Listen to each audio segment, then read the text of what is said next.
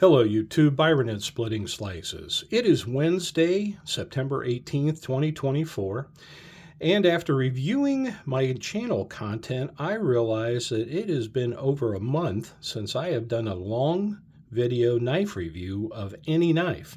Lots of giveaways, lots of knives that I picked up, did some unboxings, but no knife reviews. Kind of hard to get my channel to grow if I don't do these, so let's get one done today. And spoiler alert, I've got a really good one to talk about. So let's take a look at the Manganas Steel. That is our good friend Sherif Manganas in the knife community. OEM'd by Kizer Knives. This knife is called the Caimano. That is, I believe, a play on the caimen, which of course is a South American reptile, amphibian type snouted animal with lots of sharp teeth and quite the aesthetic snout. And I think it's a perfect name for this knife. This is your show side. Let's go ahead and turn it over and take a look at the clip side and the bolster lock that this knife is designed around. Let's talk a little bit about the characteristics of this one. So, this is a American Tanto, a 3.75 inch long blade of S35VN steel. It has been hardened to a reported 60 to 62 HRC range by Kizer. This is an American Tanto blade that has a sabre ground, a hollow grind for the cutting edge, but the tip is then a compound pyramid style flat ground reinforced steel tip. This is a harpoon style blade. It has a dual swedge on both sides of this Tanto and, quite frankly, clip point top on this blade. It has a, let's call it a polygon style fuller opening, actually a hole opening in the blade that can be used to deploy the knife. Its second method of deployment is the flipper tab that has jimping on it to make it easier to use, and also then provides jimping on the blade as a thumb ramp on that harpoon. We have a titanium milled pocket clip. We have a titanium milled backspacer, a titanium milled bolster lock framed lock system, and all of that is gray stone-washed finish. Of course, we have a belt satin finish on the blade.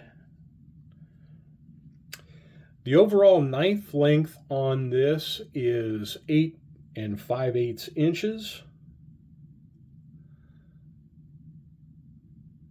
The handle thickness is a little over a half inch at 5.533 inches. It has an approximate 1 1/4 inch tall blade.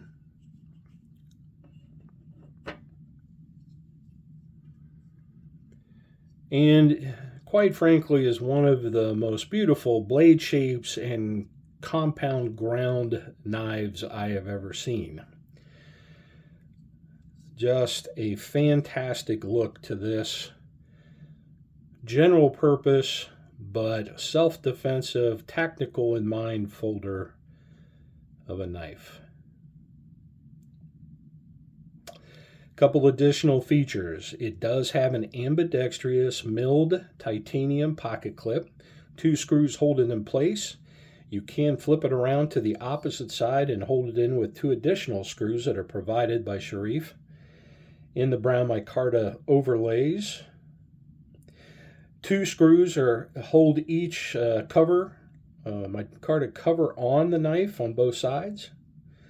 Those screws are T8 hardware, but the rest of the screws, the pocket clip and the bolster lock are T6s. It has a dual way pivot with, I believe, a T8 screw on that.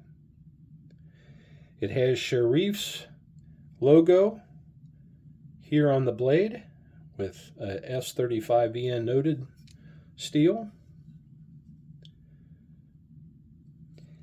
It has a fantastic designed and jimped relief for the lock bar to disengage the knife blade. Again, two different deployments. You have the trapezoidal opener and you have the jimped flipper tab. The detent on this knife is spectacular. Nothing short of spectacular. It is perfectly tuned for the flipper tab. And for me, it is slightly heavy for the opener flick.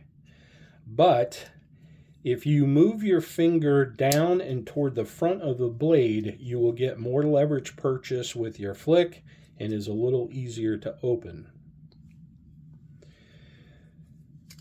The geared backspacer provides ample and extra grip for a tactical pokey style hold to the knife. And the overall handle length and the design aesthetic for the handle is perfect for my large to extra large hands. I get a perfect 4-finger grip, and the swell in the handle fits exactly in the middle of my third and fourth finger. So I have a full hand purchase on the blade. I cannot feel the pocket clip in my palm, so there are no hot spots related to the pocket clip. My thumb lands perfectly on the thumb ramp that is jimped for extra grip. It is a medium cut and a medium spacing on the jimping, which is exactly what I like. It provides enough grip, it's not going to be a thumb grater, and it is deep enough that you get purchase, but again, not to grate the thumb.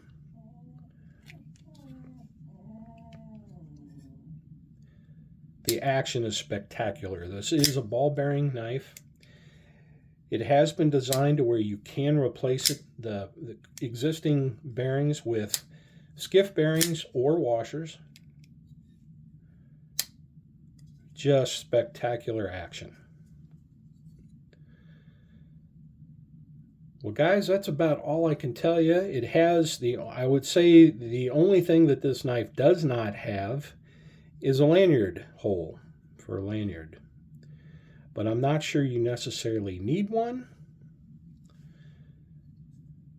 But lanyard lovers are going to be a little disappointed at that.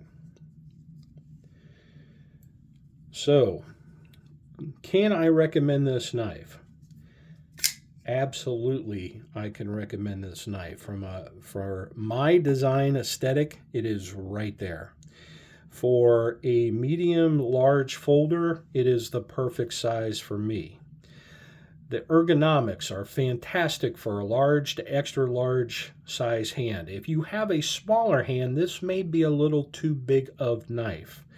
But if you have a large to extra large glove size, I think you're going to enjoy the ergonomics on this knife extremely well. It has been designed to be an all-purpose but tactical self-defense folding knife. And I think it meets that design criteria perfectly. What are my issues with the knife? Honestly, the only issue I have with this knife is when you start talking its price point relative to other knives actually made by Kizer, let alone other companies, for what is being offered. I think the question you have to ask yourself is this: are you willing to pay a small premium to a knife community member whose business is to design knives and come away with a perfect specimen. If this is a knife that you like, if this is your design aesthetic and you want to know if is this knife built well, made well, and designed well for its intended purpose, I think it's been done extraordinarily well. 3 other knives that you might want to take a look at, though, if you are interested, are also produced by Kizer. In fact, they were my 4 favorite Kizer knives of last year and this year. And they are, at $169, the Kizer Paul Monco designed Mystic in Rex 45. It has the same size blade at 3.7 inches, but they are sold out, and I'm not sure they're going to be making any more of them. So you'd have to go to the secondary. I believe they are talking about a mini Mystic, but it wouldn't be this size or ergonomics for an extra large hand. At $179, you could get the Matisfaction designed Kizer Phoenix. It is also in S35VN with a 3.68 inch long blade, so right in there. 8.35 inches overall, and that's at $179. It does have aluminum scales, where this is a titanium bolster lock. And at $189, if you want quite frankly, one of the most out there designed blade shapes, you can get the James Lowe designed Huntsman with a 3.82 inch long blade of S35VN and a 4.84 inch handle. This knife looks like the Norseman in some respects. It's that type of knife and type of blade, but again, it's right in there with this type of design aesthetic. So from $169 to $189, you can get 3 other knives in very similar materials, similar sizes, and this one is $250. But I think it's an extraordinary knife. So with all that said, I can recommend this knife. This is Byron from Splitting Slices saying thank you, Michael, aka Grumpy Grunt, for letting me borrow this knife for a couple weeks to try it out, carry it, see what I thought about it. I also want to thank Sherif Manganas for the dono to Michael to let me check this out. And this is Byron saying split a slice with a friend soon. I've really enjoyed this blade. Everyone, until the next one, take care.